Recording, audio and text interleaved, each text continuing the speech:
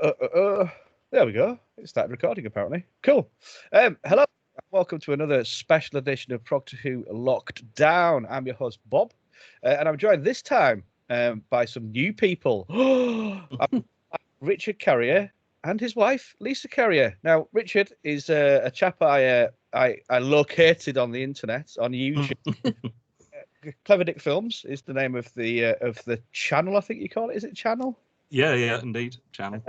Some absolutely fabulous Doctor Who documentaries, which I got quite engrossed in. I've seen them all quite a few times, actually, and they're really, really good. So please check them out. Anyway, hello, you all right, guys? Yeah, not bad, thank you. Yeah, all good. Yeah, it's nice and sunny. The dog is lounging next to us in the sun. He likes that. He might bark from time to time because he does get a bit grumpy at the neighbours, but we'll try and keep him in check. Why wouldn't you do that? Get grumpy at the neighbours.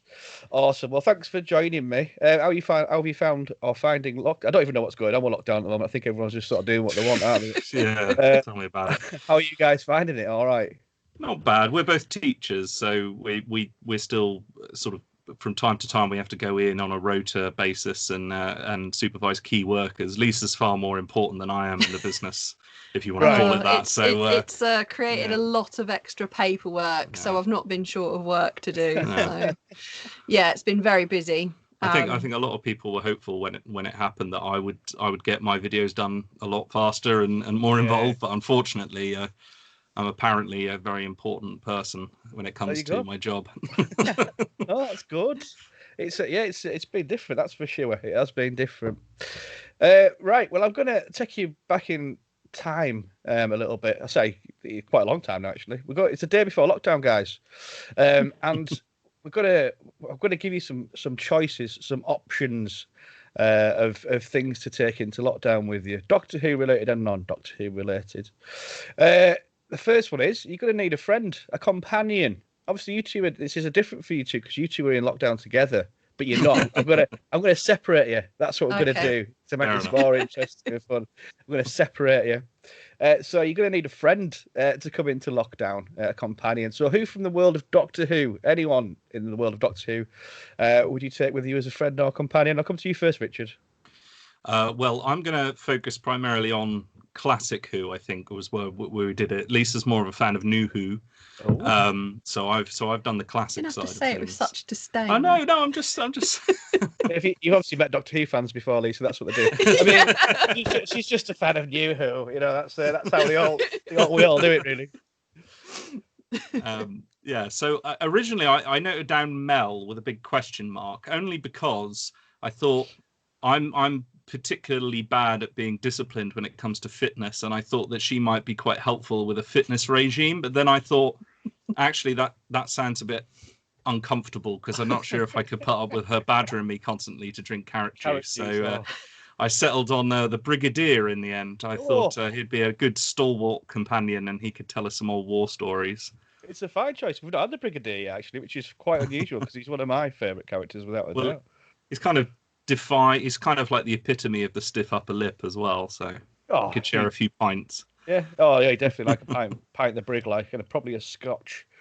I'd also like to make up somewhat a little bit for when I was about 16. I went to a Doctor Who convention and I met Nicholas Courtney, and he was the first sort of celebrity I'd ever met, and I just not really went to bits. I just didn't know what to do, and I sort of had a photograph with him and said hello.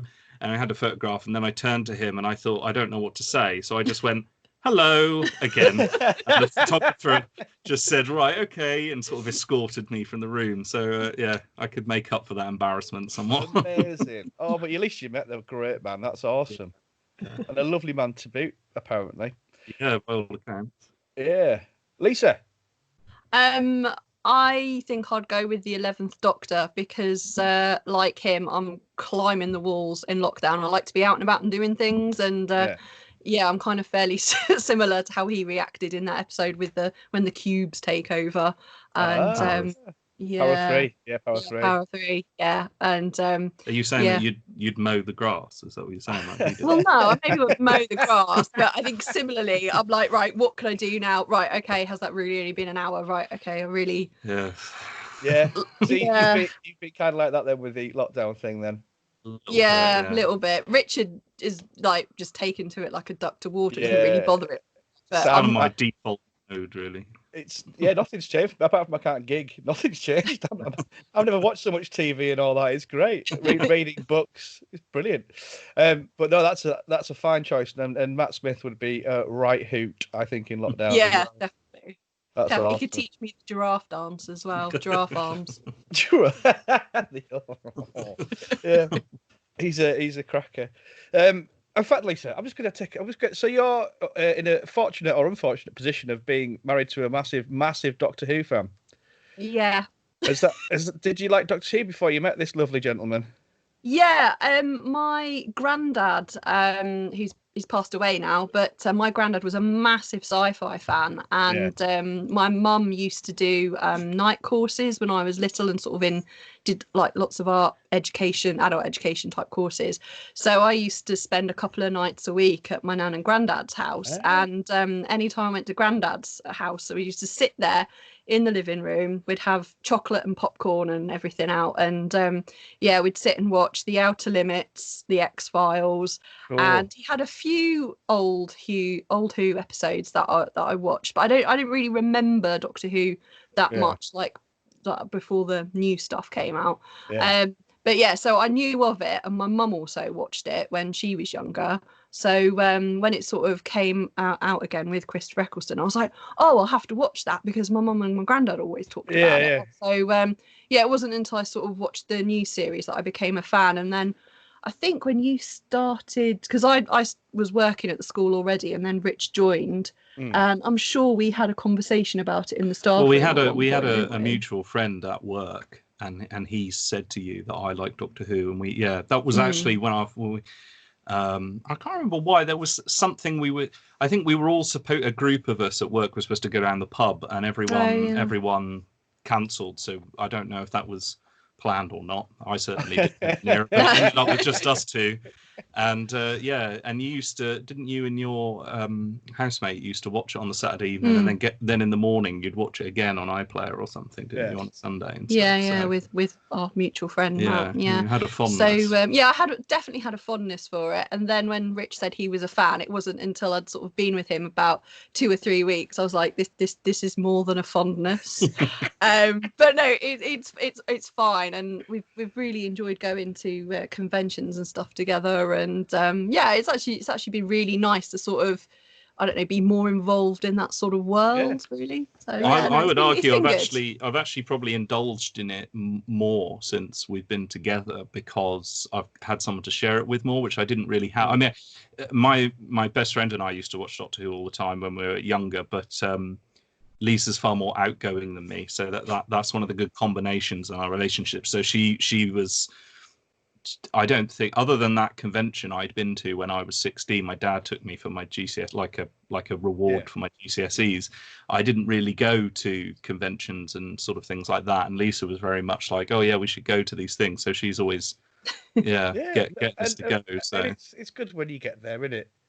It's good when you get there. It's different now, though, Lisa. Back in the day, when we used to go to conventions where Doctor Who wasn't on telly, everything was free. Apart from your ticket, everything was free. So all your autographs, pictures, it was all really sociable and nice and lovely. And now it's like £25 for one of Paul McGann's hairs or something like that. It's, which is fine. That's how it works now. And we went to the Progtor Who guys went to WarpCon in Manchester. That's a new one.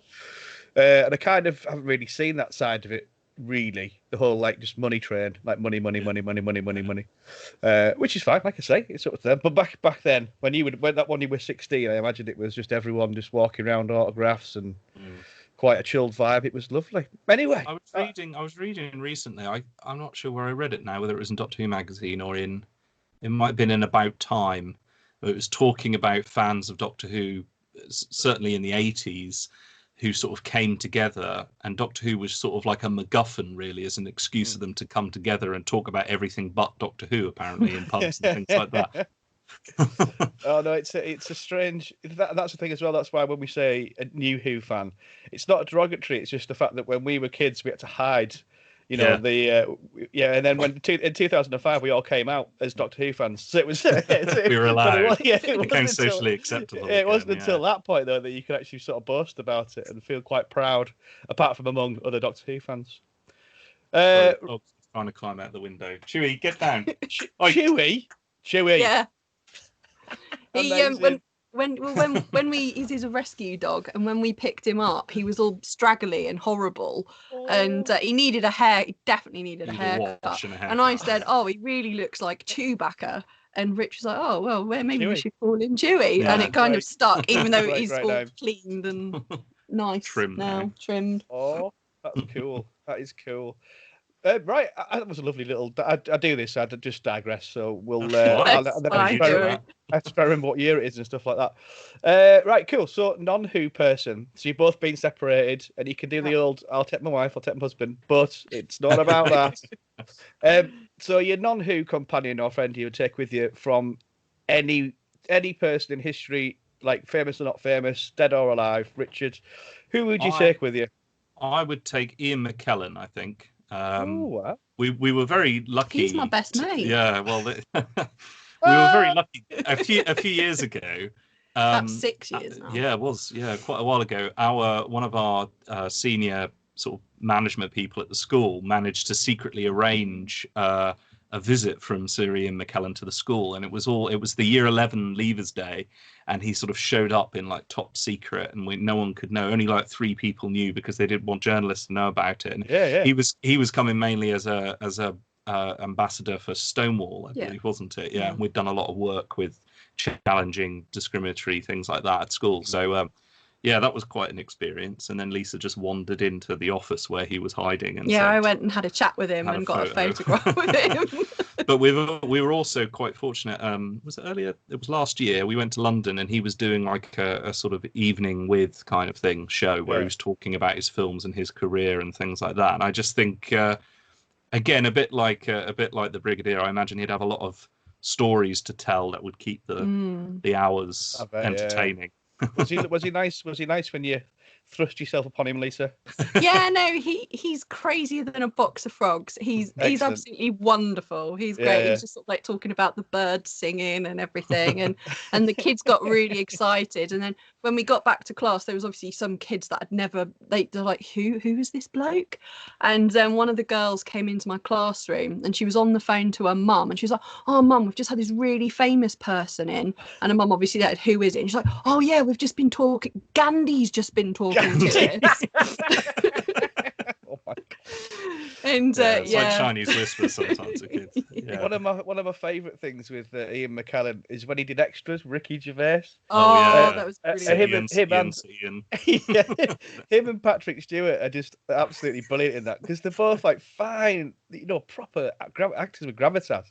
Yeah. And you got Patrick Stewart going about women's clothes falling off his mind, and I saw everything and all this, and then you've got like Ian McKellen going, and then I think I'm a wizard and all this, and it's like this. I can't believe you got him doing this. It's just brilliant. Lisa,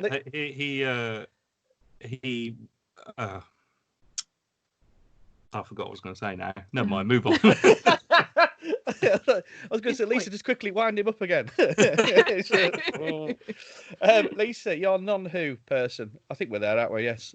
Yeah, I think we are. Yeah, I would pick Christoph Schneider from my favourite band Rammstein. He's the drummer. I think he'd be a really interesting guy to talk to. So after all the travels they've been on, and I just think they're a really interesting band, like growing up in the GDR, and I just find it really interesting. Lisa speaks fluent German and Russian, and her degree was in linguistics. So that's another thing that we've been doing in lockdown is finally. I'm trying to learn German. Trying, yeah. You said I was doing well. Yeah, you are, but you're not like a natural linguist. Well, strangely enough, my girlfriend can speak German and French, and she did linguistics at university as well. So there you go. And I've been learning Klingon. For brilliant. no reason than just it's. But with German, Have you seen Dark, a TV show on Netflix called Dark? No, I've got it on my to watch list. Oh, it's brilliant. It's meant to be really, really good. Yeah, and I watched it in the German with the subtitles because when you do the thing, you get used to it. You know when it's English overdub, but it's just so much better in the sort of real thing. So I learned a bit of German from that. There you go. Oh, good. Yeah, and nice. German, a slight bit of German and fluent in Klingon apparently. All right, cool. I've got a book on, or we rather have got a book on Elvish. Oh yeah. So I'm thinking once I get the German down, I'll move on to learning Elvish from Lord of the Rings. Yeah, that's the plan. Brilliant. Cool. Next question is adversary, villain, person to play games with, etc. to keep you entertained along with your companion. You've got your friends now and a fantastic bunch you have chosen. Lisa, who would you take as your adversary from the world of Doctor Who, villainous Doctor Who? I think it's got to be Missy. I just love that character, and I think I'd have some fun and games with her, some interesting conversations and she's not entirely evil either. No, that's what I mean. I like kind of like villains that aren't just straight evil. I like them a bit complicated, so I'd choose Missy definitely. That's what Doctor Who does really well, though. I think it puts that edge on its villains, so you have try and give you a slight bit of sympathy with them rather than just being straight black and white kind of thing.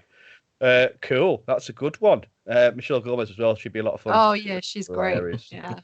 Rich, your adversary. Well, now I was thinking here. I don't want anything that would be too adversarial because obviously that would make life a bit difficult. Although I've got the Brigadier and Ian McKellen backing me up. So I chose Kondo, the sort of Igor character from Brain of Morbius. Yeah. So I thought, for one thing, although this kind of blurs the distinction between fiction and reality, I believe the actor who played him was an opera singer as well. So at least he could do a bit of opera as well. And he's a bit thick, so we could kind of manipulate him. Well, he is. Kondo do this, Kondo do that.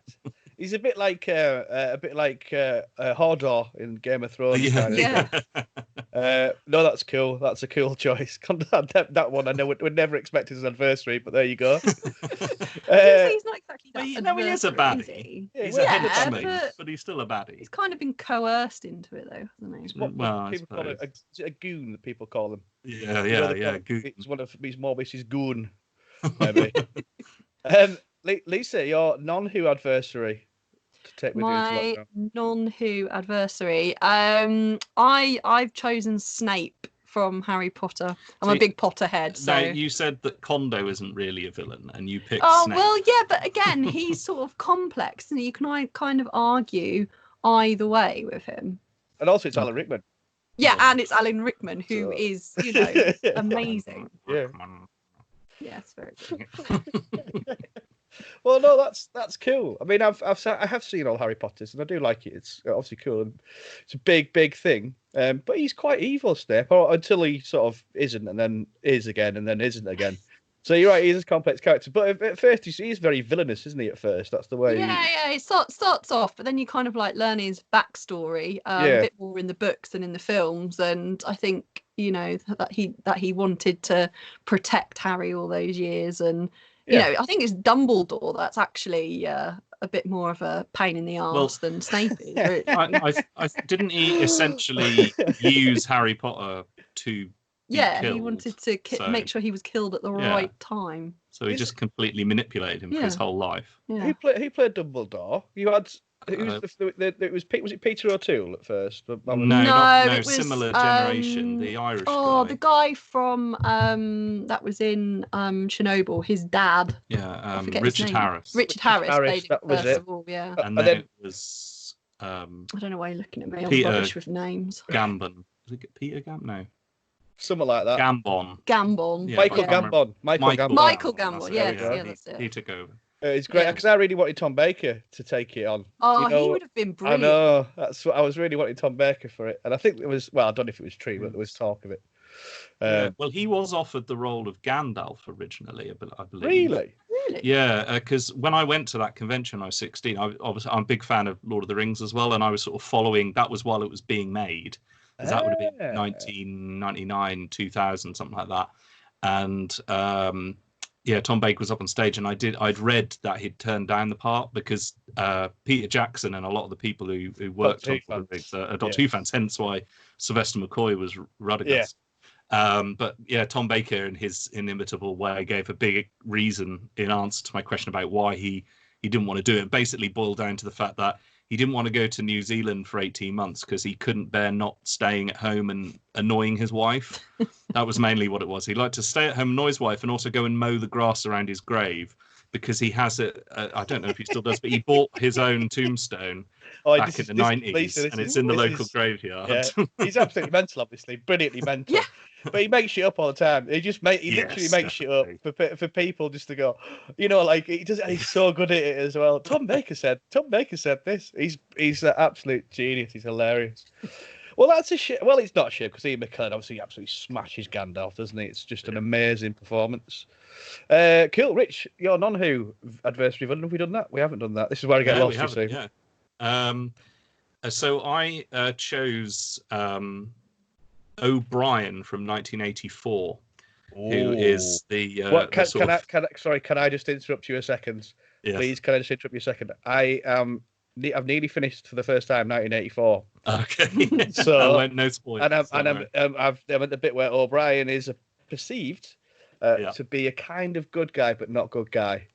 So okay, I won't say anymore. I know it's really sorry. He would be the reason why I picked him rather was again because although he's incredibly, generally that book is incredibly depressing anyway, but you'd have some interesting. One would have some interesting discussions over politics and things like that with him. Yeah, sorry to do that. I mean, I know that's fine. I know it's a 70-year-old book. So I should really. No, I wouldn't want to spoil it for anyone. It's one of my favourites. Because I've got the film coming as well, the John Hurt film coming when I finish the book. And I know, like I said, I'm 70 years behind, so I have no excuse if you were to spoil it for me. That's fine. People don't like that John Hurt version, but I don't mind it. I mean, it does have the Eurythmics did the soundtrack, which is a little bit odd, and kind of dates it somewhat. It's a decent soundtrack, but when I first saw it, I thought it was a bit off-putting. It just, I don't know. I think it was just because it was a while ago when I first saw it, but I thought, I suppose, after Star Wars and everything, a lot of sci-fi is generally you associate sort of an orchestral score with, apart from maybe Blade Runner. But Blade Runner is like a synth electro sort of orchestral score, isn't it? Yeah. Cool. So yes, O'Brien off of 1984 that we can't really explain fully because Bob he needs to catch up. Thank you. But yeah, I think from what I can perceive so far, definitely the political conversations will be quite interesting. I've never been so like, I can't believe this was written in 1950, and it's literally dictating. It's so accurate and like scarily so, isn't it? Really? Yeah, it is. But, I always like Orwell. I mean, I'm an English teacher, but I read a lot, but I generally find any kind of pre-20th century literature a bit of a slog. I'm a bit of a Philistine in that sense. I loathe Pride and Prejudice. I hate Wuthering Heights. I find Dickens a little bit of a slog to get through a lot of the time. But it's really that sort of early, sort of 20th century post First World War literature is when I feel a lot of stuff got good, and you just see this massive shift from, presumably because of the war and both wars, you see a big shift in the kind of the style and I think also that there's a sort of lot of prudishness drops away as well, because I mean you look at some Victorian books and they even like censor out the word God and just put a line there, even though they're having the character say it, they'll put a line there so they don't say God as a blasphemous thing. So a lot of that prudishness drops away, and I think Orwell is really you read it and as you say, you think this just seems such a modern book, not just because of what it's talking about, but also the style that it's written in. Yeah, absolutely. I mean, I love Conan Doyle, the Sherlock Holmes novels. I do like Sherlock Holmes a lot. Yeah, the accessibility and the way it's written, it's fun. You know, it's quite a fun. There's a good pace to it. Yeah, definitely. They flow well. Definitely. Right. Gadgets.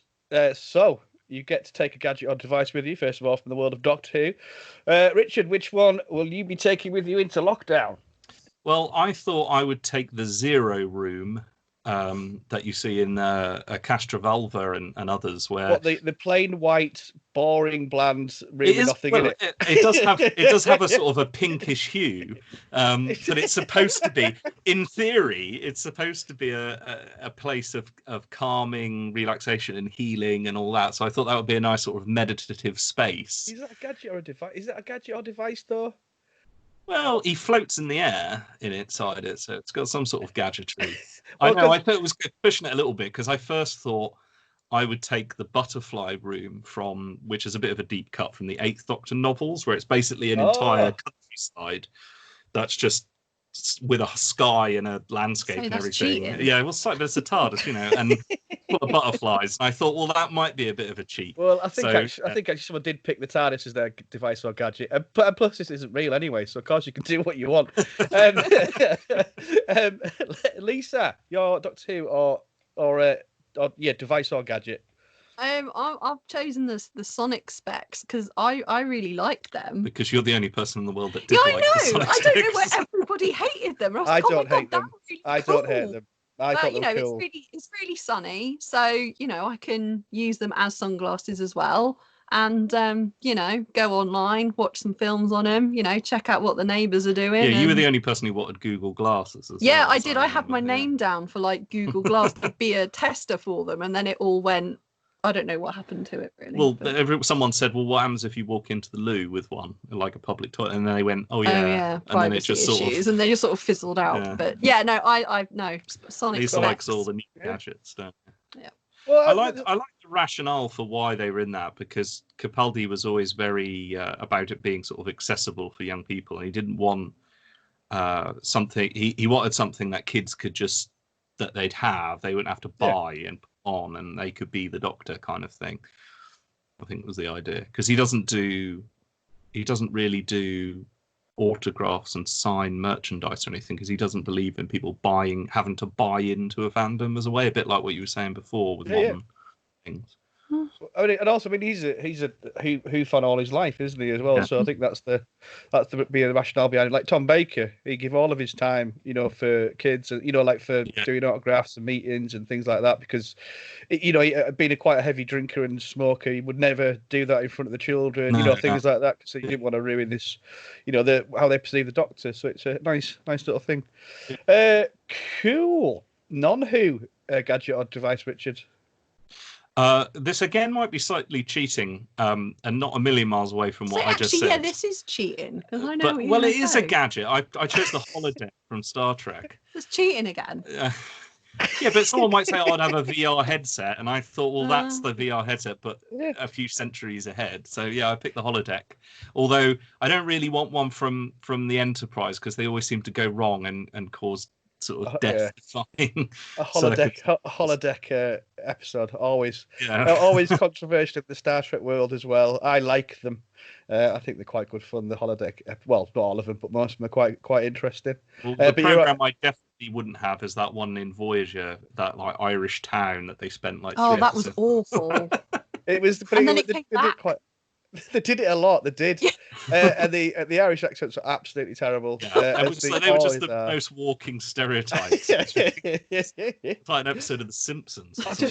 I accidentally ended up watching. We do, because I do a Star Trek podcast as well called Check This Out. We do random episodes at the moment, but we did a Voyager in I can't remember what it was blooming called. One where the Doctor goes all crazy, they'll take out his memories and all that kind of stuff. Because of a reason and all this kind of. And then afterwards, it's the Captain Proton, Captain Chaotica and Captain Proton or whatever. The sort of Flash Gordon one in the holodeck, and I didn't like that at the time, but he just came on and I watched it, and that was a brilliantly weird, awesome holodeck episode. I like sometimes programs like Doctor Who and Star Trek like that. They can do, or they used to at least do, something a little bit unusual or offbeat like that. They've got the time and the premise of the show allows you to do something weird like that, doesn't it? Yeah, sci-fi, innit? Lovely. Cool. Lisa? Well, during lockdown, I've discovered that some of our neighbours are quite annoying. So, some sort of laser cannon or something to just disintegrate them would be quite useful. I mean, the dog does a pretty good job. He's sitting next to us at the minute. The dog does a pretty good job of, Chewy does a pretty good job of barking at them and telling them to shut up. But doesn't he? Yeah, it gets a bit annoying.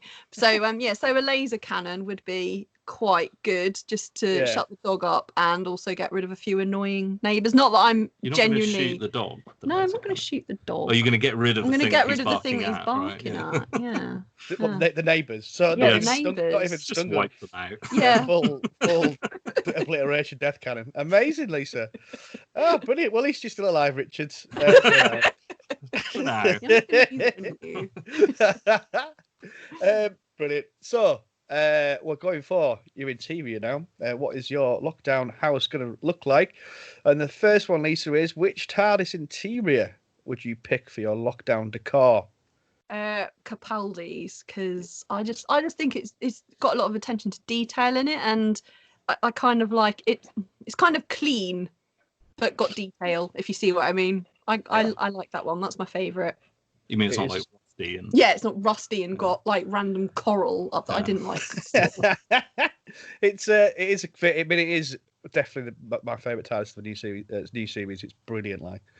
That's a fine choice. Richard. Well, I would have gone for that one, specifically the Capaldi one, rather than the Smith version of the same thing, because Capaldi's it looks lived in, and I like TARDISes that look lived in. I don't necessarily want, like in the 80s, lots of stories of people endlessly walking up and down corridors in the TARDIS. But I like it to look, for the kind of the believability or the verisimilitude of the story, I like the idea that, this looks like a lived-in place. Yeah. And that's one of the reasons why I don't really like the modern one, the current one, although I think it was a bit better this last series. I didn't like the sort of Davis interior, as you say, because it looked what it was, which was just like a sort of warehouse with no sense of being lived in or anything. But obviously, you've done Capaldi, so I've gone for the original interior, which I've rather sadly spent about 8 months building. He spent so long doing CGI. it. There's been lots of swearing coming out of his room. Well, it's for a video that I plan to do at some point in the distant future, it seems now, where I'm going to do like a sort of like a walkthrough, a CGI walkthrough guide to the TARDIS. So I've been building the original Brahatsky interior with all the bits as seen in the Edge of Destruction and all that. I'm just working on the living quarters now. So I spent about 3 days building the food machine with its milk. Yeah, he got really excited and he was like, "Do you want to come and see my food machine?" I didn't have to know what he was talking about. I was like, "Oh, right, yeah, no, it's lovely." Great. I really like that one, even with the 2D sort of like printed wall. Side and the original, like obviously they kept rearranging it. They made it modular, so they could just use a little bit of the studio when needed and things like that. But with all the bits in it as it was inside the spaceship and like the computer banks and things that they got rid of later on and the scanner screen and all that kind of thing, I just think I quite like it. I don't think it would be as comfortable as the Capaldi one. No. Especially those beds, because they don't appear to have any pillows or sheets.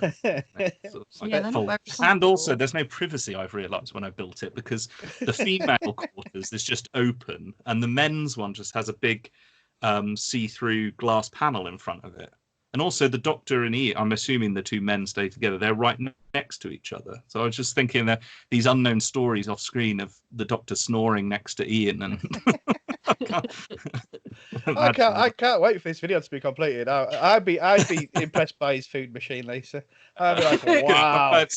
Someone I appreciate it. I didn't know what you were doing, and you just said, "Oh, come and see my food machine." Anyway, it might take a while because I'm just doing a sort of a test animation where it goes in the console room and round the console and then round. It's about 22 seconds and it's been rendering now for 22 days and it's got 23 more days to do. So each Yeah, each like 30 seconds is going to take me about a month to actually render. I've got that going on a separate computer. It's just on all the time. Amazing. This is class. This is great. So you know that TARDIS interior inside out by the sound of it then? Yeah, I do. Yeah, of things. Now, yeah, see, I've got even geekier now because now I can look back at stories and realise like which wall is what they've moved to. And things like Incredible. Lisa, your non-Who decor. Oh, my non-Who decor. I think it's got to be Hogwarts. I would love to live in somewhere like Hogwarts. It just looks pretty cool. So now that's definitely cheating. Why is that cheating? Well, it's an enormous. What, because I've chosen a castle. It's enormous. yeah. What's the other room? A castle. Yeah. Okay. Yeah. No, just that kind of style. So yeah, just that style in a room. If I'm only allowed a room, You can get far away from anyone else who's annoying you. Yeah. And also, Lisa, you can do what you want. It's not real. So Hogwarts it is. Exactly. I'll have my castle. Rich, what are you going for your non-Who interior? I'm going for Boltar's house from the sort of reboot of Battlestar Galactica, which obviously gets blown up in the first story with a big nuclear explosion. He goes back to it in his sort of dreams throughout the first two series. Yeah. And it's a very modern, all glass and kind of thing, but it's on a lake somewhere. Africa. It is very slick. I don't know where the real place is, but it's one of those places, when they do these TV shows and stuff, someone has an amazing house and then they just rent it out to film crews to use it in dramas. So it's quite swish. And a fantastic series, that Battlestar Galactica reboot. It's incredible. I want to do a similar series as that I do on Doctor Who on Battlestar Galactica at some point. I'll get around to it. There's only so many hours in a day, though, isn't there? Right, we're going to have a little break for a song. So I normally do 3, but I'm just going to go 2 because we have 2 guests on. And I get to pick songs all the time. Lisa, I'm going to ask you to pick us a song first for lockdown. What song would you pick? Or are you picking? God. It's got to be something appropriate. What has it got to be Doctor Who related? No, not going to be like I kissed a Dalek or whatever it was. I spent Christmas with a Dalek. Oh, that was it. Yeah. She wanted ears to bleed. Oh, what have I been? Well, I guess it's the Katy Perry version. I guess recently I've been listening to Rammstein's new album. So cool. Radio by Rammstein would be a good lockdown song. So I've been driving to the supermarket listening to that. The road trips out to the supermarket. Amazing. Driving to Sainsbury's with Rammstein on it, car full blast. Awesome. Yeah. So this is Rammstein and Radio. Did I say it? That was a weird way I said it properly. How do you say it properly, Lisa? Radio. So this is Rammstein and Radio. Cool. So that will be going in there. Are we all right? You both all right? Not bad, thank you. Excellent. Yeah, sorry, the dog's panting a lot. If you could, I don't know whether your mic is picking him up at all, but it's just sitting here panting away. In the background. Doesn't matter. Good. Okay. That's all right, Chewie. It's Chewie's input into the story. Dogs are right. Dogs are brilliant, so it's fine. Right, we'll go back in. So that was Radio by Rammstein, Lisa's choice. Okay. Sorry, so, dog has Chewie just wants come on my lap. Oh, say hello, Chewie. Can we all see Chewie, please? He's a bit of a lump. Chewie's gorgeous. Thanks, Chewie. He's a cross. When I first got him, in fact we had this other dog that was insane. It was like in The Thing when the Thing, the movie The Thing, the monster takes the form of the dog and then it kills the other dogs, and then when they go into the cage, there's just like this creature that comes up and looks at them before they set it on fire. That's what this dog was basically. We had her on a trial from the local sort of rescue centre, and they said, no one's been able to home her, and we found out why. Yeah, no, she was completely feral. She'd been brought up with no rules or anything, and but anyway, we had to return her. She's fine. She lives with she lives on the thing. They just said we can't. It's obviously not going to work with anyone, so we'll keep her. So she lives with that. And then they said, "Oh, are you still interested in getting a dog?" I thought, "Well, yeah, definitely. We'll just have this Yorkie come in." And I'm thinking, "Oh, I don't really want a farty little squeaky thing." And they showed me through to this beast, and I was like, "Yorkie." So yeah, that's all they know, that he's a Yorkshire Terrier cross, but he's mainly Staffy, we've worked out, because he's got a Staffy big Terrier. head. Yeah. I don't know God. what the consummation of that relationship was like. Well, I'm hoping. I think the Staffy was the mother. I hope. I'm hoping. Yeah. Wow, that is a good combo. My favourite dog is Jack Russell. Love Jack Russells. Cool. Oh yeah, my mum had one, but he passed away last year. He was like immortal. He was like 20, I think. 20. Yeah. He was 20. He only had a few teeth left, and his legs was gammy. Yeah, I'm pretty sure he had dementia, and he was on he was the happiest ever in those last 2 years because he didn't know what was going on. But he had a good life. They live in Cornwall, so he was on the beach every day and had a very healthy lifestyle. But he was like a mortal dog. Get regenerating. Yeah. Worst day of my life, it's when I walked in, because obviously Jack Russell's a mental, so every time you get in the house, round your head, like it's just so cool. And the day I came in and she was called Rip and she couldn't move, and I knew I had to take her to the vet and all that and put her to sleep. Worst day ever. Love dogs. So cool. Yeah, Chewie could do what the hell she wants, which I imagine she does anyway. Right. Okay. Back to lockdown. So you got your friend, you got your adversary, you got your gadgets or device, kind of, and you've got your I can't remember what the last bit was. Your decor, yes. There we are, Bob, back in the room. But we're going to need something to wear. Richard, from the world of Doctor Who, any Doctor Who costume, what would you wear? Doesn't have to be a doctor, just any Doctor Who costume.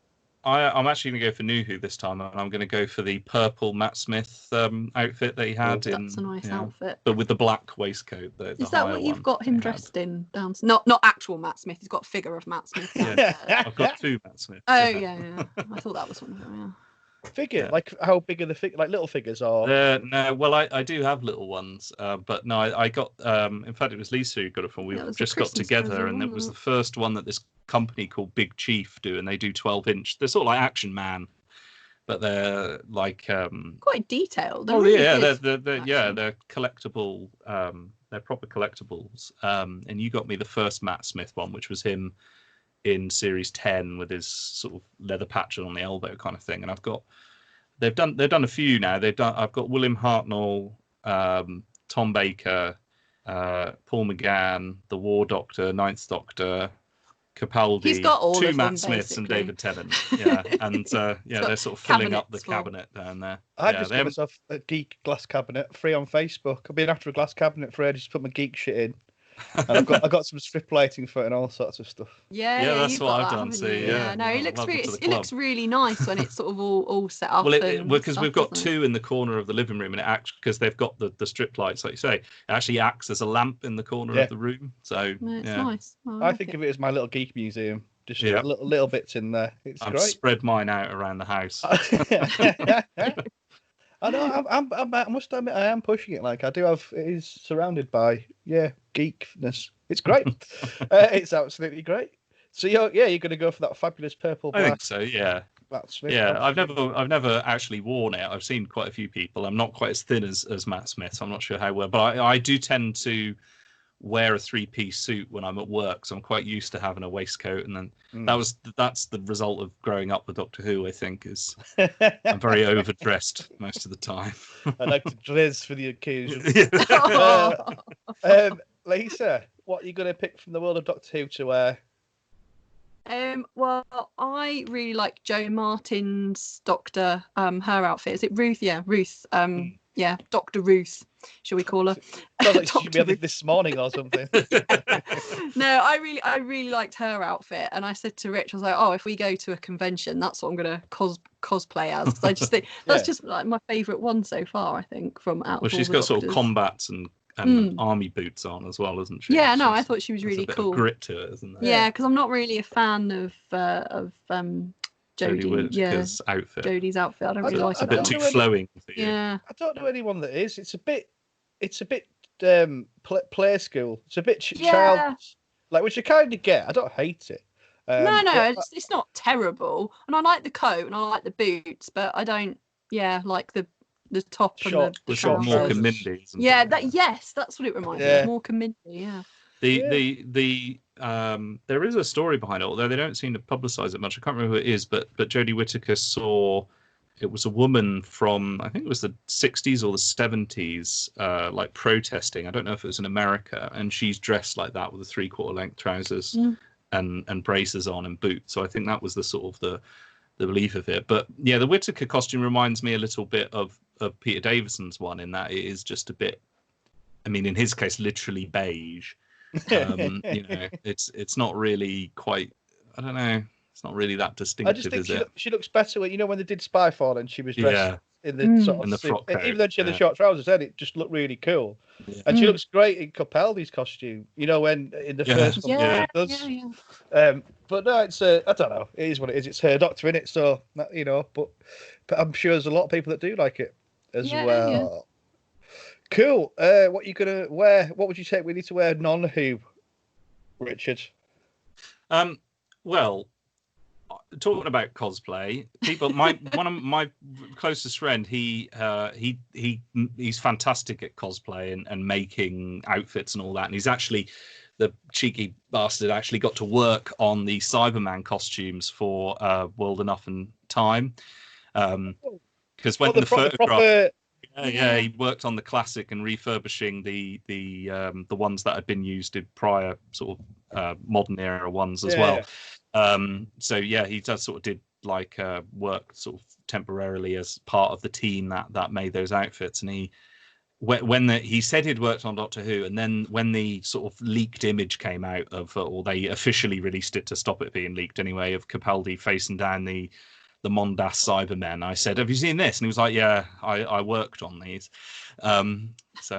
But anyway, he does all these outfits. He does like Captain Jack Sparrow and the 10th Doctor and all these, and they're really great. And I've always said, well, I kind of do cosplay. I'm not as confident as him, perhaps, in a costume, but I've said the one outfit that I would like to do is Darth Vader, because I'm 6'2", so not quite as tall as David Prowse, but I do kind of, I mean, it's lovely that people do it, but when we have been to conventions and I've seen Darth Vaders that are shorter than me, I just think you need to be tall to do Darth Vader. And I thought, because I don't think I could cosplay as any of the Doctors, only because, I mean, it doesn't really matter, but I think you get, like Simon, my friend, he looks a bit like David Tennant.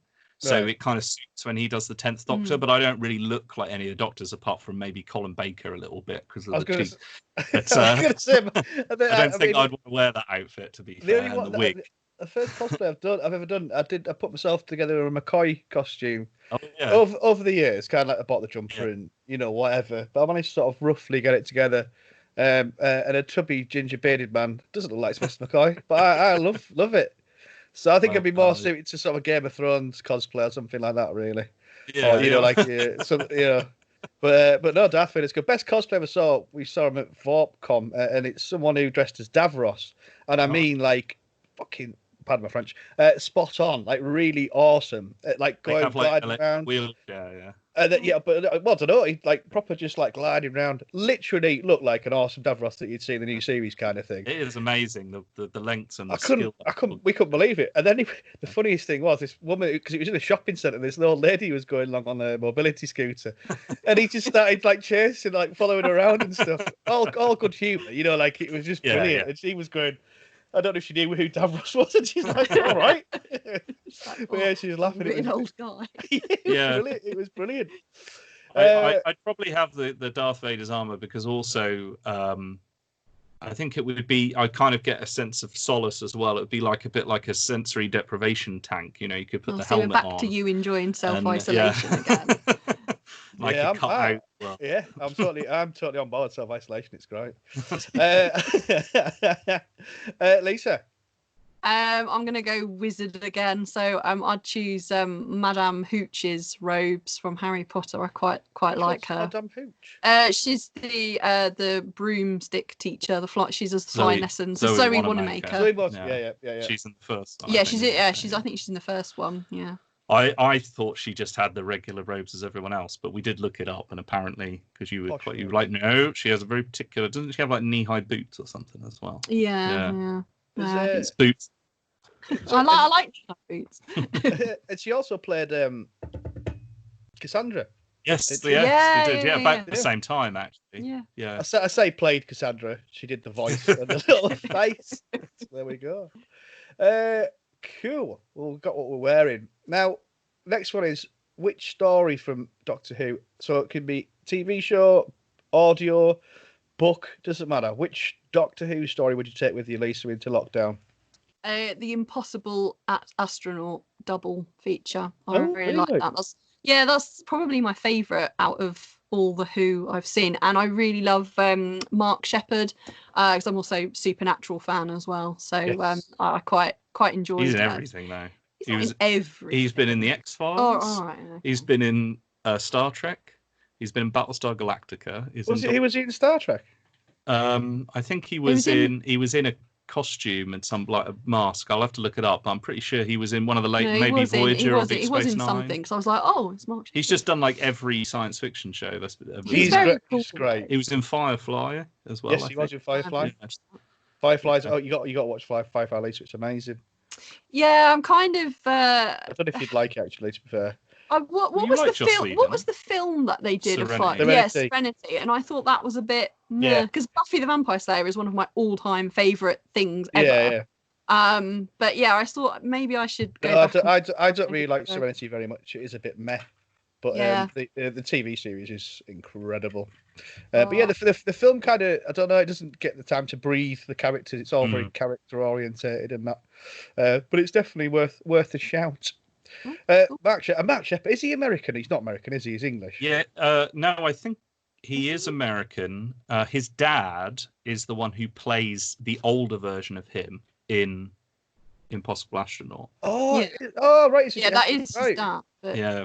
I don't know whether he's British or American. I don't know. Well, he played an Irish guy in Battlestar Galactica quite convincingly. But I mean, he's definitely lived in America since the early 90s because he was in one of I think it was like the first series of the X-Files. I think he was Irish in that as well. Right. And he I think it was called Firestarter, and he could like set things on fire with clicking his fingers. Yeah. God. He's like an arsonist or something. Yeah. No, he is British. I just looked it up on my phone. Yeah, but I bet he's lived in America for ages. He's great. He's great. A good choice. I thought you were going to say Satan's Pit. You know, the Impossible. Is it Impossible? Oh, Impossible Planet. Oh, yeah. I quite like that. That's a good one. That is probably my favourite New Who story. I think that is just incredible. And the guy that wrote it, I can't remember his name, but he's not. That's the only one he's written. I should know. I was reading about that the other day. I can't remember his name. But anyway, it don't matter. Rich, story, any of Doctor Who?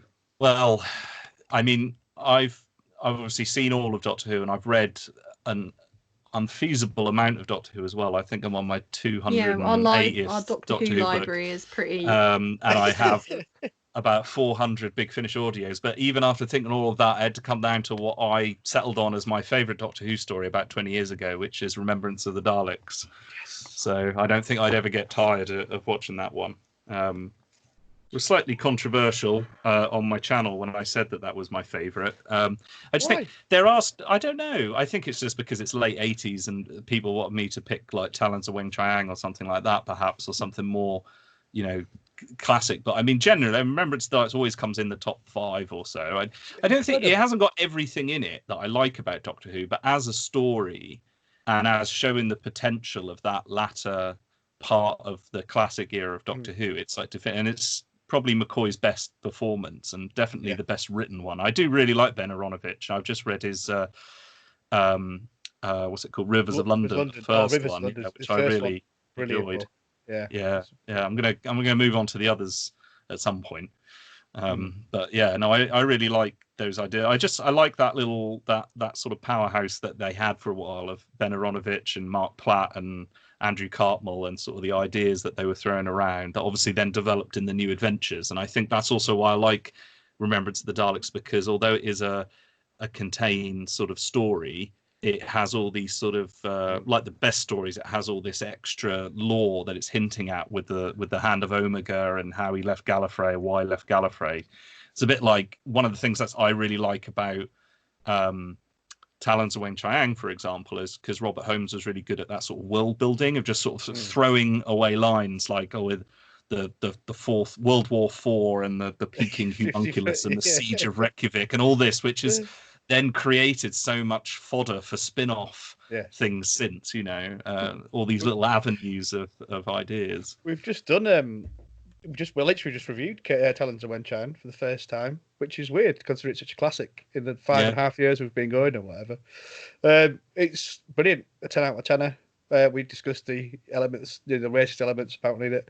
Yeah, there is that element. Yeah, and that does. But I think with all these things, you've got to contextualize them to some extent, and also, I think there's also an important distinction to understand between intent and result as well. Like some people have picked up on the fact that I said in my video about how Toberman in the Tomb of the Cybermen is essentially a racist stereotype, and they said, well, they didn't mean it to be that. And I said, well, it doesn't really matter if they meant it to be that. It still is in a modern day context.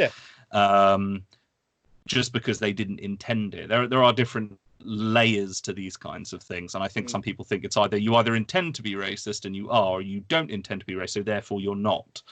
Which I think there is a distinction there. There is a grey area between. I think it's you just recognise it and you wouldn't do it now. I think that's the sort of the best way, the more simplest way of putting it. Really, you recognise it. Like this thing recently. I mean, I couldn't possibly.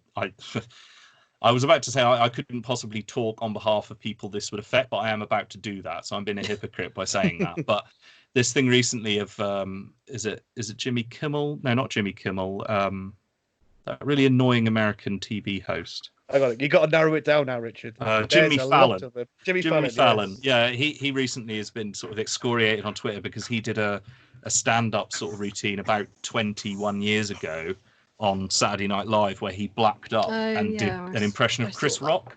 And obviously that is quite offensive, even though it was an impression. It wasn't blackface in the sense that he was portraying necessarily an African-American stereotype as such. I suppose there's a debate there. But, he said, it was a bad decision and thank you for pointing this out and I'm ashamed that I did it. And I just think that people are sort of now he should be cancelled for something he did 20 years ago. And I think, well, you do have to contextualize it. We grow and we develop, and sometimes we were made aware of things that we wouldn't have thought of. I mean, when we were at school, we used to. I'm not proud of it at all, but it's a fact. People used to throw out what would now be classed as homophobic slurs all the time towards each other, and you can even see that in Doctor Who. Like you can see that in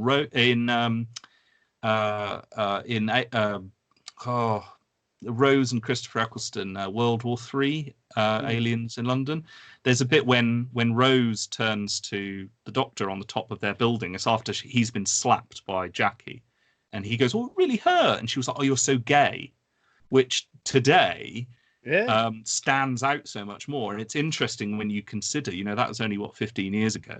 And it was written by a gay man. But that is, quite an inappropriate, you wouldn't be able to do that. No, it's one of those things that you don't think about it at the time and it comes up later. And I think, there's too much condemnation. Like we have to, that cancel culture thing, there are people that should be picked up on things and continue. But that idea of completely whitewashing of history and forgetting these contexts because they're offensive, I think is a bit ridiculous. It's a bit like, they wanted to, the character of N-word Jim in Huckleberry Finn, they wanted to republish that and take out the N-word. And I think, well, if you do that, what you're essentially doing is stopping people from being educated about how times have changed and cultures have changed, It's a minefield. Sorry, I went off on one there. No, it's quite right. It's a bit of a minefield, but I think it's just I'm recognizing it. If you're if basically I just look at it, I don't care what colour, sex, whatever. If you're a dickhead, you're a dickhead. If you're nice, you're nice.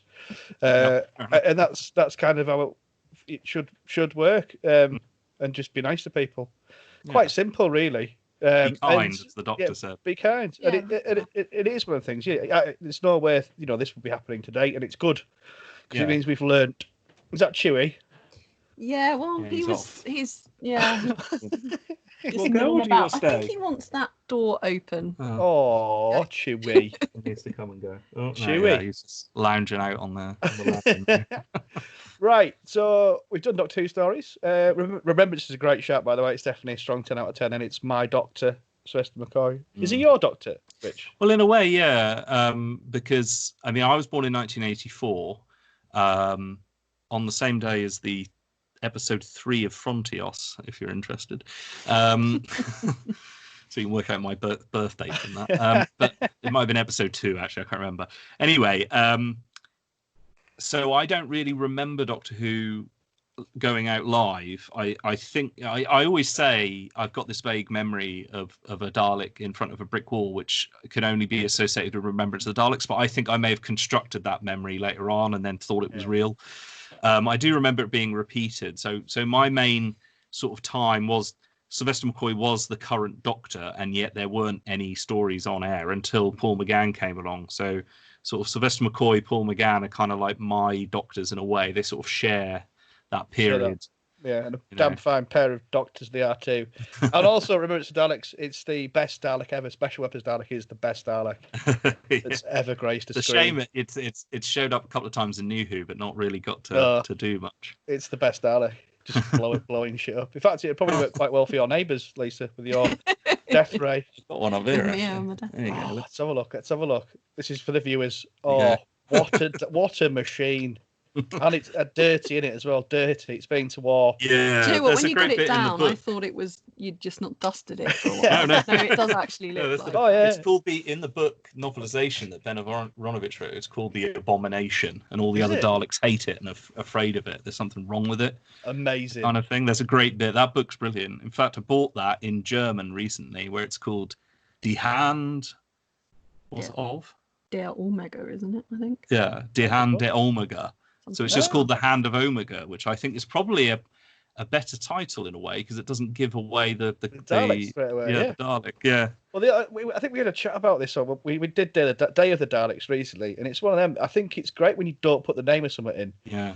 So then I suppose in retrospect that was to get people to tune. Oh no, it was. Yeah, it was put Dalek in because we'll get more viewers. But like with the like Earthshock and things like Moonbase, it was always like the Cybermen, and they never did that with the Daleks. Obviously, like you say, because they wanted the viewers and things. So yeah, and Doomsday as well. Or Army of Ghosts at the end when the Daleks come out of the sphere, the void sphere thing. I was probably the only person that didn't know that the Daleks were in there. I hadn't worked it out. No, I hadn't either. Yeah. And I was like, oh, great, the Daleks and the Cybermen are going to face each other finally. Yeah, it was cool. It was cool. Really good episode. and then the Cybermen. This is what does, because I love the Cybermen. I think they should be more Borg-like. We always sort of get the piss taken out of them until recently. So that one where the Daleks Cybermen, it's like, wow, Daleks Cybermen, and the Cybermen just get their asses kicked straight away. And it's like, oh, come on, give them a bit more power, kind of thing. Cool. So non-Who story, Lisa. Well, I could narrow it down to a story, but going back to Joss Whedon again, probably Buffy the Vampire Slayer, because that was my first kind of sci-fi series that I really, really got into. And I think I was about 11 or 12 when it first aired in the UK. So it's kind of like the right age, and it just really had a sort of a lasting impression on me. So yeah, I'll choose Buffy. There's a lot of people. Take the big box set. Yeah, there's a lot of people into that come on this show, and something I never really got into. Not through anything else, apart from just not. I don't know. It didn't really register with me. It doesn't with me either. Although I've realised doing the research for my last video about the return of Doctor Who, I didn't realise how much of an impact Buffy the Vampire Slayer had in convincing the BBC they needed to make their own sort of show. In fact, prior to it, the first thing that they did was try to develop a spin-off show in like a co-production with the studio that made Buffy the Vampire Slayer, which was going to have it was called Ripper, which starred Giles. Giles as character. What's the actor? Anthony Stewart Head. Anthony Stewart Head was going to be the lead as a sort of doctorish character, so you can sort of see those sort of impacts. I think he was actually rumoured to be or on the list to audition. He's been on the Doctor for always. But he's such a brilliant actor, isn't he? He was in. Oh, he's fab. I love him. He was in obviously School Reunion. That was a great. I love that. That is one of my favourites. I could try to describe a great subtle panto performance that only someone like him he could do. He pitches it just right, which in the same series Roger Lloyd Pack didn't do so much when he played the what's his name, Lumic. I love Roger Lloyd Pack, but he was just in full panto, chewing the. It was so hammy, that one. one of my favourite characters in all of TV history is Trigger, without a doubt. Yeah. Oh yeah. And he does it so well. But like you say, he's a tremendous actor. Cool. I've completely forgotten where we are now, guys. I'm loving this. Non-Who stories. Non-Who story. We've got a list. Yeah, great. I'm glad someone has. I get distracted. I don't know where I am. Richard. I would take The Lord of the Rings, the book. Yeah. Because it was, in a way, was a book that was split into three by the publishers because of the Second World War that happened 15, 20 years before it came out. Paper was still incredibly expensive, so that was why Lord of the Rings was split into three books. And they came up with the titles. That's why he didn't like The Return of the King, because like we were saying about the Daleks, it spoils the end of the story. I was say, kind of big giveaway, isn't it, really? But yeah, I would take that. That's I as I say, I read a lot. I've read Lord of the Rings probably about 5 or 6 times, and it never really gets old. So I'll take that one. I know some people find it a bit impenetrable, but I've been sort of reading it ever since I was about 11 or 12, so it's got a nostalgic thing to me as well. You were always destined to be an English teacher then if you were reading that at 11, 12 years old. I must admit, I never obviously love the films and everything like that, and they're fantastic. And I've not actually read the book in full, but it definitely helps watching the films, for just going straight in. And it just puts that loads more meat on the bones of what is an incredible story. But it's a good in, because you don't have to, like you say, it can be quite impenetrable. But watching the films, and you can then sort of get into it, I think. It does help. And also because it's, some people, including Tolkien's grandson, really hate the films and think that they're like, they ruin the books because they make them into a popcorn action movie. And I don't agree. I really love the books. Action movie. I don't know. I think it's just been a bit snobbish, to be fair. But I think the I wouldn't say the films are faithful, because they are adaptations. There are bits changed and all that. It's not like a complete frame for word adaptation, but the love and the dedication of the 3 executive producers, writers, and really understanding not just the book but how it fits into the wider sort of legendarium of Tolkien means that the attention to detail and everything is so on point. They don't get massive things wrong as such.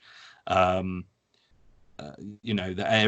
is, and they had people who know how to speak the language, the Elvish language, and that they would have them as coaches so that people would pronounce them correctly, which throughout, because in the appendix, one of the appendices of the book, it tells you how the letters are pronounced. And throughout the time that Lord of the Rings has been out, there's been lots of different adaptations and radio versions where people are pronouncing the names all wrong. Oh, you're going to moan about everything. People saying smorg now. Well, that does annoy me. Smorg, yeah, it's smaug, and that's in the Hobbit.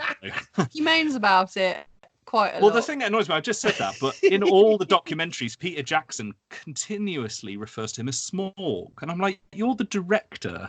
And in the film, they say Smaug. So why do you say Smorg? Maybe he's doing it to troll people like you. Maybe. It's like George Lucas always calls the lightsabers laser swords. And I'm like, you made this. Why are you calling it? It probably is.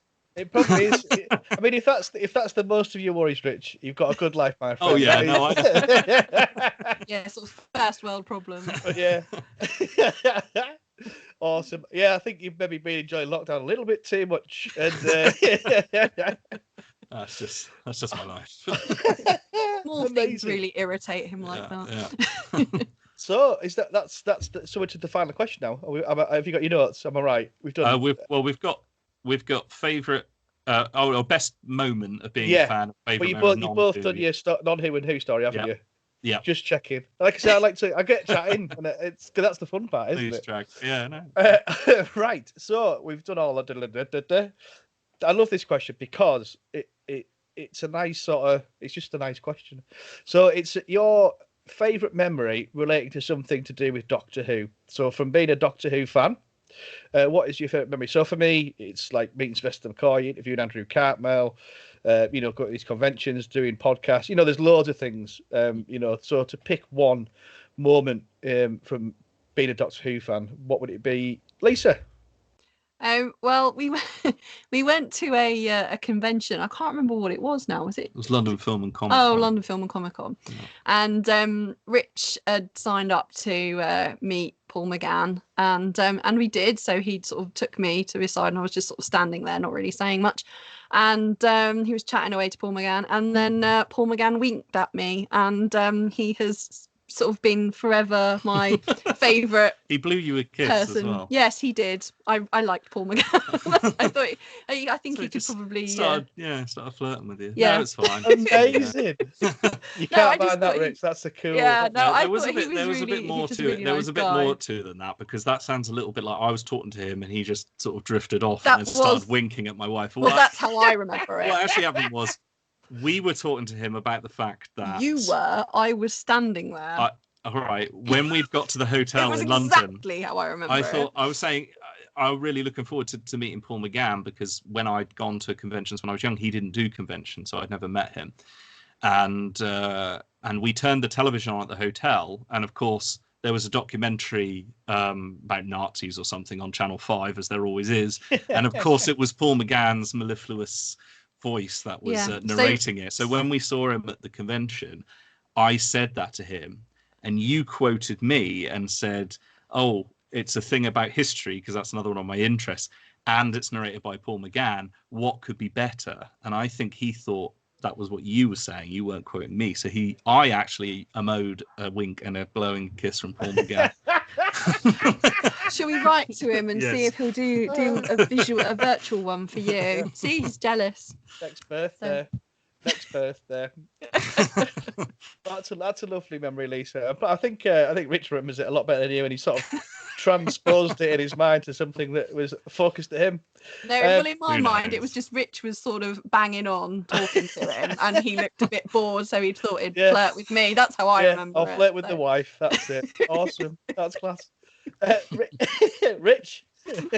Well, mine was similar to what you said. It was when I first met Sylvester McCoy, because I was at that convention again when I was 16, and obviously I'd had my embarrassment of going hello to Nicholas Courtney and not knowing what to say.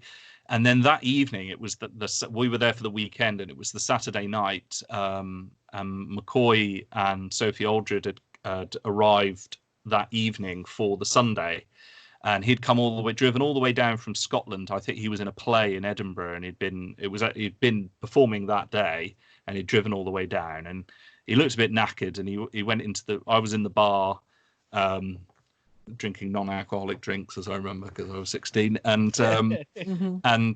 he'd just arrived. It was a ridiculous.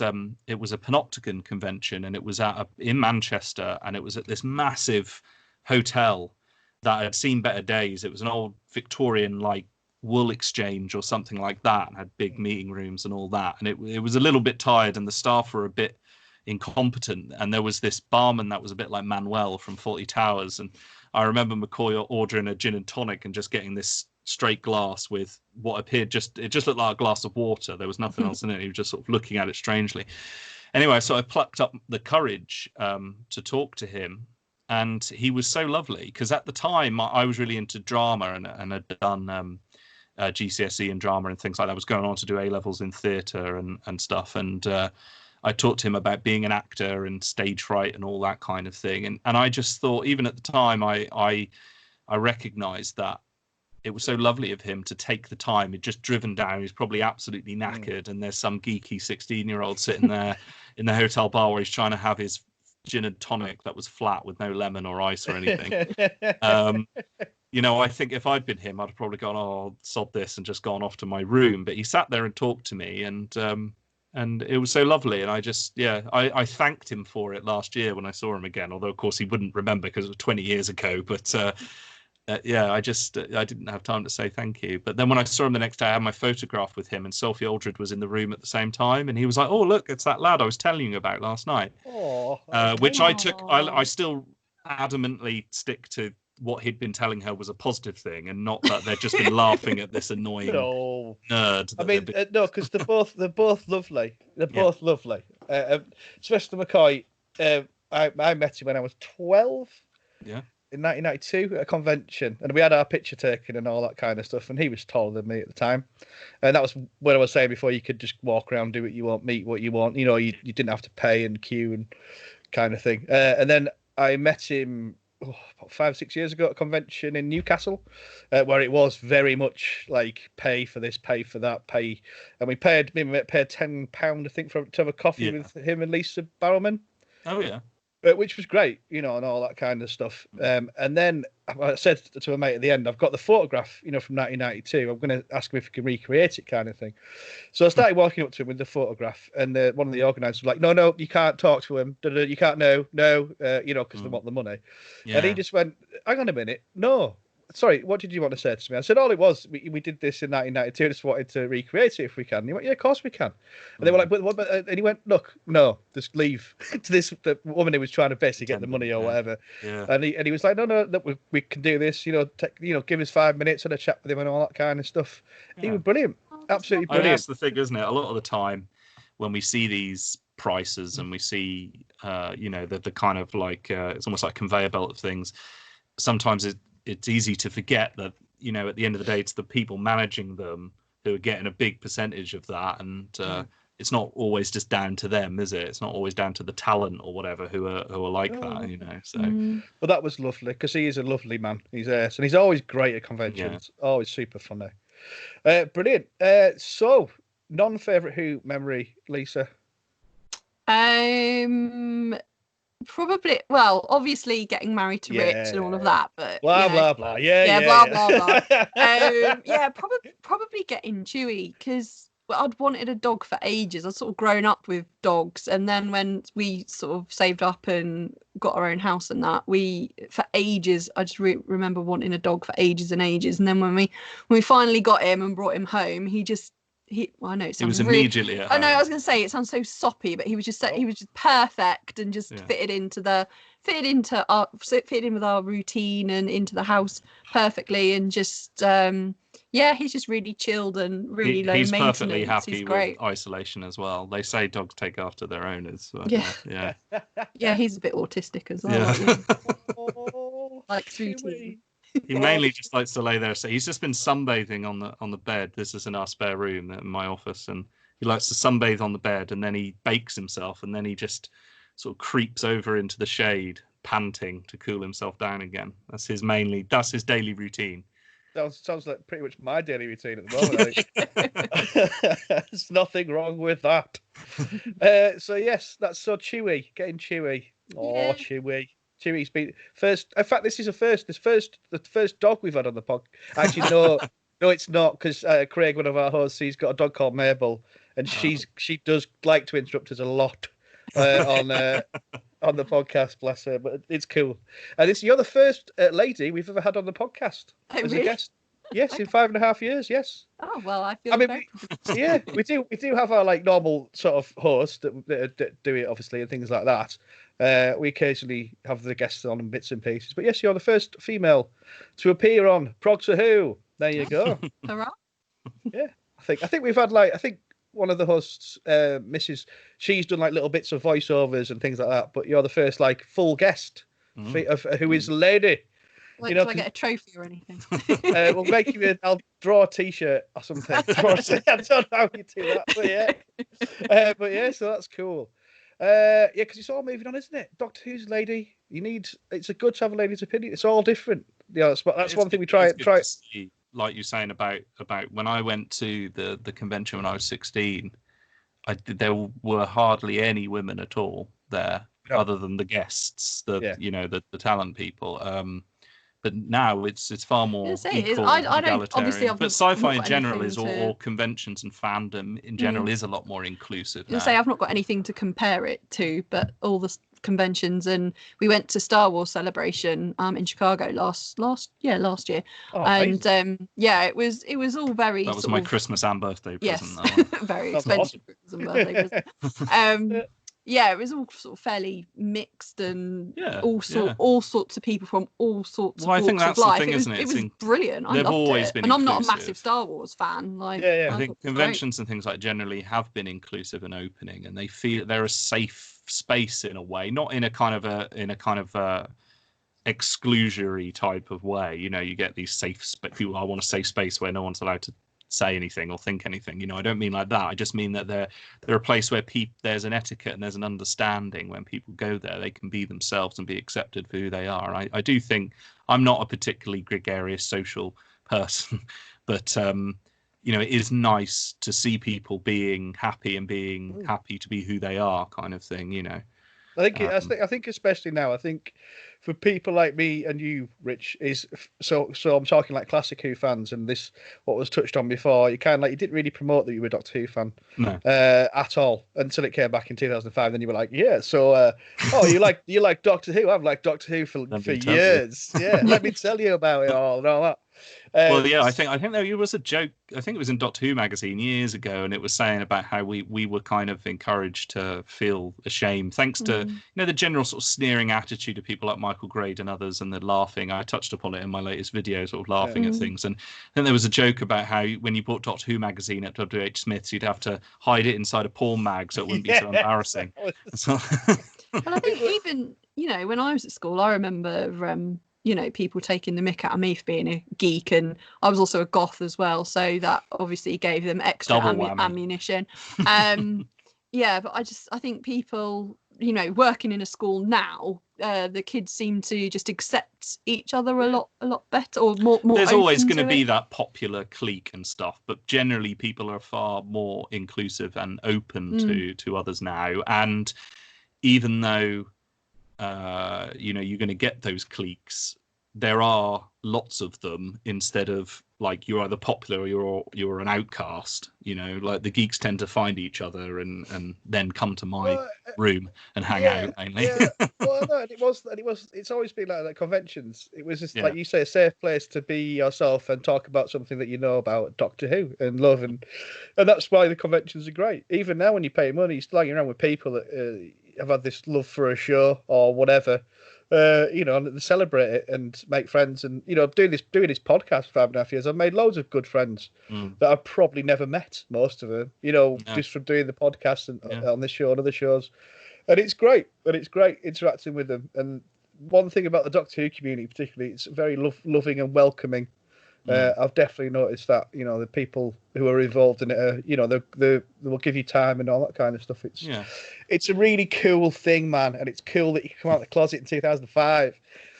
I'm Bob, I'm a Doctor Who fan. So cool. Rich, your non-Who favourite memory? Well, I am going to be soppy. It's not a wedding so much, but I'm going to put my proposal to Lisa down, where we like we said, Lisa is a Germanophile. Can you say that? Is that a fan of Germany anyway? And, my German lecturer used to call me a hobby kraut. A hobby kraut. Yeah, a hobby kraut. Right. Okay. What does that mean? Like you say, like a Germanophile. Right, okay. Okay, so being a hobby crowd, we hadn't actually been together that long, but it was a reasonable amount of time. But Lisa, I said I was really interested in Germany, and I'd only been on a school trip when I was about 12 for a few days. So Lisa said, well, we'll have to go to Germany. And then it was our first Christmas together. We'd been together for a few months. And I thought, right, we'd said we're going to go next summer, and I thought, well, if we've got to that point and we're still together, and you don't want to kill me yet, perhaps, you know, you might be interested in marrying me. And I thought, well, it would be great if we could do it when we go to Germany. But then at Christmas, she decided to buy the tickets to Berlin and surprise me for that Easter, was it? Yeah, it was the Easter, wasn't it? So I thought, right, I'm going to have to bring my plans forward and quickly make sure I've got enough money. So it was all sort of top secret, because I thought I'm going to propose at the end of this week. It was a week-long 5 or 6 days, wasn't it? 2 weeks. I mean, not that far. We weren't that wealthy then, and I spent all my money on the ring as well. So, no, we went there for about a week, and I thought, right, I'm going to propose on the last night before we come back. So I'm going to have to think, you know, where would be best to place. And I thought I'll work out, you know, where might be an important place. So we were going to go to Berlin, and I was really worried. I got the ring, and I was really worried. I thought, you know, I don't want to put it in my suitcase, because I've never lost my suitcase in transit. But I thought, if it's going to happen, it's going to happen this time. So I thought, I've got to keep it on my person. But then I thought, well, when I go through security, are they going to think I'm like smuggling a ring through or something. And I think you Frodo. Yeah. So then I thought I took it out of his box and put the ring. Well, first I hid it in my wallet, and I thought, well, go through the scanner, and they'll just see it's a jewelry, And then when we got to Germany, I thought, right, I'm gonna have to hide this up somewhere for the whole time. So I put it in a sock and put it in my shoe, because I had some smart shoes for the last night we were going to be there, because I planned to go out for dinner, everything. And then we wandered about Berlin, saw all the sights and all that, and I thought a great place to get engaged might be at the top of the Reichstag, which is like their parliament building. And that was rebuilt, I think, in the 90s, and it used to have a big dome on the top, and now they rebuilt it as this big glass dome, and you can see the whole city. And I thought, in the evening we can go up there and see that, but then we couldn't get up there, because although it's free, because it is actually their parliament building, there's loads of like security checks, and you have to book it and take your passport and prove who you are and everything, which is understandable. You have to book it like 2 weeks in advance, I think. So in the end we didn't, but I thought just round the corner from the Reichstag is the Brandenburg Gate. As you come up from the underground, and you've got the big Brandenburg Gate in front of you, and it's generally seen as quite a symbol of unity and things like that. When they reunified Germany, the two chancellors also of the two parts of Berlin met through the gate, and it was seen as I thought that will be good. And there's a big embassy. All the embassies are around there. The American embassy is on the left of it, and there's a big fountain. And I thought, right, so that's the thing. So we went out to dinner and wandered down there. I said, let's just wander down there to the Brandenburg Gate. It was all nice and pretty, and then I started being all soppy, and she was like, oh yeah, whatever. I did not cut me off while I was mid-proposing. Whatever. Anyway, so I went down on one knee, and you said yes, and that was nice. And then a dog came running up, a Labrador came running up out of the underground, ran past us and jumped in the American Embassy fountain straight away. So we've always remembered followed that. by his owner shouting at him, which was quite amusing. Did you get it out of your? So you had this ring in your sock. Yes, well, what happened was that was the thing. On the evening, I thought, right, I'm going to propose to her this evening, so we're going to go out to dinner. But I put it back in his box because I wanted to do the whole, Yeah. And I put it in my coat. So like all night I was sort of giving her the cold shoulder because I didn't want her to hug me because she'd feel the box in my pocket. So she was trying to hug me on the underground, and I'm like shifting away from her. What's wrong with him? I wonder why you were doing that on the underground. I remember that actually. So it was a bit of an operation, but I thought, if you're gonna, I thought a friend of mine I used to live with at uni said, he was a bit of a romantic, and he said, when you propose, you have to make sure it's going to be something special, and something doesn't have to be, public, but it needs to be something memorable. And I thought, yeah, I'll do that. So I was worried. My dad did say, well, if they find it at the airport, then you'll just have to go down on one knee at security and propose to her there. Yeah. But fortunately, we didn't have to do that in the end. Oh, so. Oh no, that's lovely. That's a lovely story. I've only been to Germany once. I went on a tour with a band.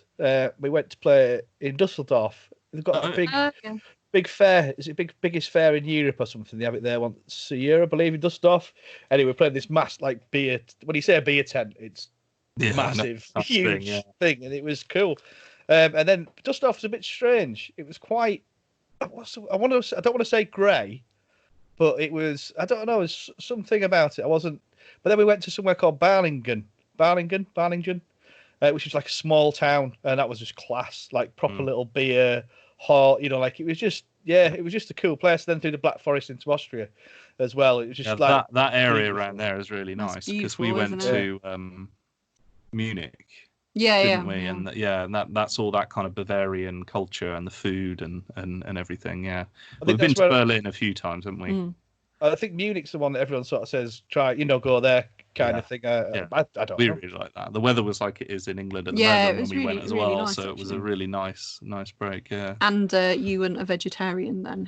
Rich used to be a vegetarian, and the first time we went to Germany, he kind of just ended up eating pizza the whole time. Pizza, veggie pizza, and then sort of like cabbage.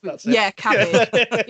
And then. Because we've been quite a few times since, and he's made up for it quite a lot. It's like tray of meat, please. Yes. We ate like absolute kings when we were there. It's meat. I was in an element meat and beer. It was just brilliant. Yeah, and that Weiss beer they do as well, and they do 2-pint steins as well. Yes. So we went to this beer hall in it's the main hall, and we had to get a 2-pint stein because you have to.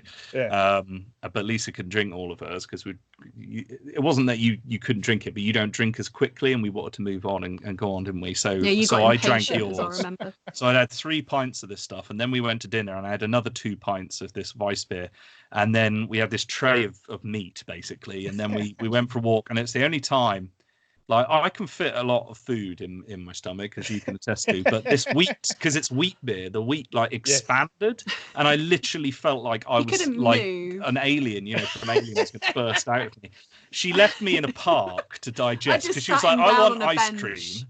So she just wandered off and left me, like, feeling like I was giving birth. I'm sure it left me with stretch marks on my stomach. Well, I ate so you much. You were over-examinating. You were fine. I left him on a bench. But left him on a bench to digest his food. And then when I came back with ice cream, and I was like, "Do you want one?" Yeah. No. Oh my God, that's the last thing you want. But you don't get hungover off the beer either. Like, not like you do here. Well, I'm quite fortunate in that I'm either blessed or cursed. I've only ever had 3 hangovers in my life, but I have a very high alcohol tolerance as well, so I can drink. Yeah. I can drink like half 3/4 a bottle of Jack Daniels, and I'm fine. I think it's because I just drink a lot of fluids anyway. When I was born, my left kidney didn't work properly, basically, and it took about 6 years for the doctors to finally get round to realise that it wasn't just me being a pain and complaining, that I did actually feel like I was going to die. So they did an operation on me when I was about 6. But before that, they said just drink lots and lots and lots. So I got into this habit of drinking. I drink probably about 3 litres or so every day, like just fish. General. Yeah. What, Jack Daniels or water? Yeah, both. But yeah, I just don't get dehydrated. So the only real hangover I could really remember, I know I've had about 3. Russian friends, maybe. Yeah, Lisa had some friends from Russia. We went up to Manchester for New Year's, and we had to celebrate Russian New Year's and then English New Year's. 3 years later? 3 hours later. Anyway, it was really just the 3 of us. There was like 8 of us, but there was just 3 of us, and we went through a couple of bottles of vodka each. Yeah, you were led by Sergey. Yeah. And the next day I was like, what is this? Oh my God, I think I've got a hangover. Well, you're a very lucky man. That's all I can say. So, no, I think it would be a bit cheaper. I'd probably not drink as much if I had more. Not that you drink that much anyway. No. It's not some sort of alcoholic or anything. Oh, it takes the edge off, doesn't it? Right, so we're done. Thank you very much. So before we go, I want you to advertise your wares. Richard, advertise your wares, sir. Where can we find you? Well, I have on my YouTube channel is Clever Dick Films. Yes. I obviously look primarily at Doctor Who, but I do have intentions at some point to do some other things as well. That's why it's not got a Doctor Who name as such. So yeah, that's on YouTube, and I'm hoping to upload. I do review and analysis sort of. I called them that, but it was kind of. I came up with the name before I really settled on what the kind of programs were. So a lot of other people have said they're more like a guide to Doctor Who and kind of a history of the production rather than a review as such. Although I do have my opinions in there. But no, yeah, I think for me it's a really interesting documentary, like you said, with your take on it as well. I stumbled across it. I can't remember how, as you do on YouTube, but I've watched them all a good couple of times, and it's brilliant stuff. Like, genuinely, I hence asked you to come on the program, really, because I just kept watching them. I thought, well, I just get this guy on, like it's genuinely people go to Clever Dick Films and watch these incredible documentaries in Doctor Who, definitely. Lisa, have you got any ways to advertise? No, sorry. I don't do anything online really. So like I said, this is completely new to me. Well, good. If it wasn't for Lisa, then I wouldn't have Clever Dick Films, and that's not just saying that. It's that she supports my geekiness, and I give him a kick up the arse when he hasn't done anything for a few weeks. She also has a far more important job than me, so she brings in all the dough. That gives me some of the leisure to make these programs. Because I'd wanted to do it for a very long time. I did a degree in film and media production and things like that, and then decided to be a teacher, rather foolishly thinking, well, when I'm a teacher, I'll be able to have a good work-life balance and do film and TV things myself. And it didn't quite work out that way. So, a few years ago, I was head of English at at the school, and things got real. So in the end, I thought we did a really good job, but I thought I'm going to step back from this a little bit. So now I work at the same school. I'm very lucky to have a different position there, but I work mainly with small groups of students, and I work on improving their English and working ones that have fallen behind and things like that. So it's great because I have all the pleasures of teaching without all the paperwork, which gives me a bit more time to devote to these other projects. But I wouldn't be able to do that if Lisa wasn't so massively important. Well, good on you. She is. Good on you. Honestly, it's great. It's great stuff you put out there. So thank you for that. Before you give us your song choice, Richard, I would like you to recommend something, TV, book, whatever, to pass the time for people in lockdown. What would you recommend to people, Lisa?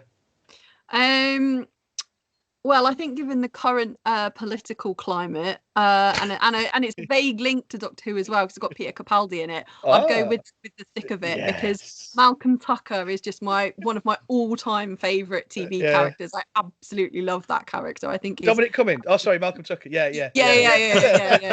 Sort of slip of the tongue there. Yeah, but no, so the thick of it would be my recommendation. It is absolutely brilliant. I absolutely love that show. And In the Loop as well, which of course is sort of it's not quite, they're not quite the same characters, are they? No, but it's sort of essentially the same thing. Yeah. No, the thick of it just gets more crazy and crazy and better, to the point of view where I think MPs were watching it and they were going, "Oh yeah, that's a good idea." No, they were going literally going, "This is like a to them it's like a documentary." So as ridiculous as it is, that's what it's like. You're really like that. That is the most insane thing. It's a bit. It was like Yes Minister back in the 80s that they used to stop work and all tune in because it was such an accurate portrayal of. Scary, isn't it? Scary, isn't it? Well, that's a damn fine choice. Thank you very much, Lisa. And Richard, recommendation from yourself. Well, this is kind of a combination of things, really. I suppose you could call me a gamer. I don't really identify with the culture of it as such, but I've always played computer games. And at Christmas, I got The Witcher 3 Wild Hunt on the Xbox for about 10 quid, like the complete Game of the Year edition. And I thought, because for a while, everyone was saying, you've got to get the kids at school, you've got to get this kind of thing. Because I love the Assassin's Creed games and things like that. I love RPGs and stuff. So, but it wouldn't be the game so much I'd recommend. I don't think the game really needs to be recommended. I would recommend the books that the game and the TV series is based on, because I started playing the game and I thought, I quite like this world and this culture. I'd read the books and I want to watch the series, but I like to read the book before I see the adaptation kind of thing. It's a bit like Game of Thrones. I'd read the books before the series came out so that then I would see how they'd done it. So I've been reading the Witcher series of books, and I think they're really good because they're I love Lord of the Rings. I love Tolkien sort of thing, but I didn't really read that much fantasy when I was a teenager, because every time I pick something up, I'd just say, well, this is just a rip off of Lord of the Rings. I tried to read Sword of Shannara by Terry Brooks and people like that, and I just thought, these are just the same but not as good. I need something different. That's one of the reasons why I like the Song of Ice and Fire series, because it's kind of like medieval history, absolutely, with a fantasy element to it. It's not like Lord of the Rings. And The Witcher as well has that, because the author is Polish. It has a different kind of cultural influence to it, and I like, it's kind of almost like, it's kind of like Hans Christian Andersen to some extent, or kind of like Brothers Grimm, and some of the monsters and creatures are very much part of the folklore of Eastern Europe and things like that, whilst also having it has some of the grittiness of Game of Thrones without as much of the graphicness. It has a sense of, I think it was a bit more fun, the series. It's a bit more. It's like a mix between Tolkien and Game of Thrones. So I'd recommend the Witcher books. I'm up to book 4 or so now, but I quite like them. The first two, there's 2 collections of short stories that he did, and then there's a series of books that are all linked. So that's what I'd recommend. Well, the game is great. I couldn't really get into the TV show. I don't know why. It's nothing wrong with it, but I couldn't. I don't know. I just think it doesn't grab me straight away, because you've got so much to watch now. Yeah, so it's one that I'll probably come back to, and because they get. Well, I think one of the things that annoyed me a little bit was, I'd read the books that the series was, that I'd read up to what the series had been based on at that point, so I could kind of say. But I did say, because my mum is a big fan of fantasy as well, and I recommended it to her. But I did say to her, one thing I wish I'd known before going in, I think it's quite confusing, is the fact that you don't know until about episode 3 or 4 that the sort of 3 storylines you're watching are actually happening like hundreds of years apart. They're not happening simultaneously. Right. And that I found a bit confusing for a general audience to think, actually, well, I wouldn't have how followed does that this fit into that? Because you only realise, I think it's in episode 5 or something, you see a grown king, lord, and you see a painting of him when he's basically a toddler or a young child. And then in the next scene with a different character you're following, you see him as a young child. So then you realize that there are different time periods and they sort of slowly come together. So I think it's one of those shows which it works best once you've sort of you realize how it fits together, the different storylines come together kind of thing. But no, I thought it was pretty good. I know some people who play the game are a bit annoyed at some of the casting choices, but the simple fact is, in the books, which the series is actually based on rather than the game, they're actually truer to how they're described in the books. Because in the computer game, as always, they're kind of slightly overindulged, shall we say, with some of the women, for example. Well, I was going to say, it's not like people that like geeky stuff to complain about things on the internet, is it? No, of course not. No. Never hear that. Awesome. Well, if you haven't seen the thick of it, you need to watch it. Definitely. But without a doubt, it's one of the greatest TV shows of all time. And the Witcher books, I will be checking them out myself. No, thank you very much. Thank you very much for joining us. It's been a pleasure. Have you had a nice time? Yes, it's lovely. been a good Thank laugh, you. actually. Yeah. Breaking up the lockdown, anyway. Is this your first podcasty kind of thing then, Lisa? Yeah, I just shut Richard in a room and he gets on with them usually, and I have to be quiet. She's always going on about how, did you put me in your latest video or something? So I thought this is a great opportunity to. Oh no, it's brilliant. It's different for me as well. Husband and wife, together, because usually it's like a couple of people in different, worlds, if you like, at the moment. So no, it's been brilliant. It's been an absolute pleasure. Richard, can you give us a song to play out?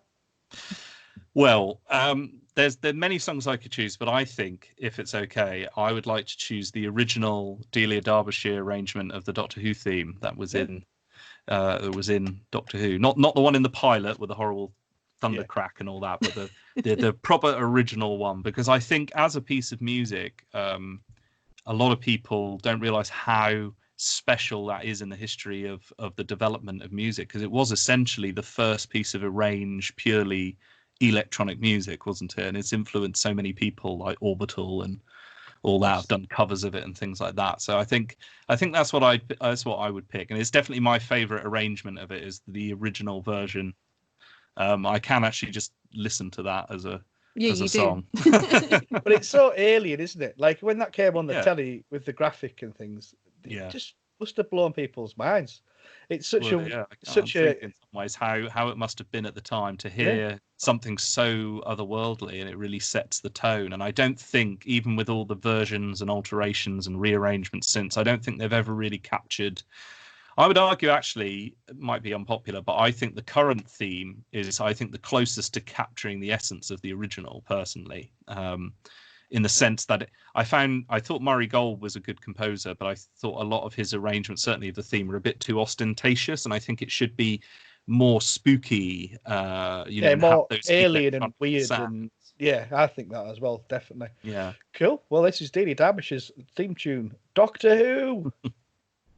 Right, I'm just going to stop recording.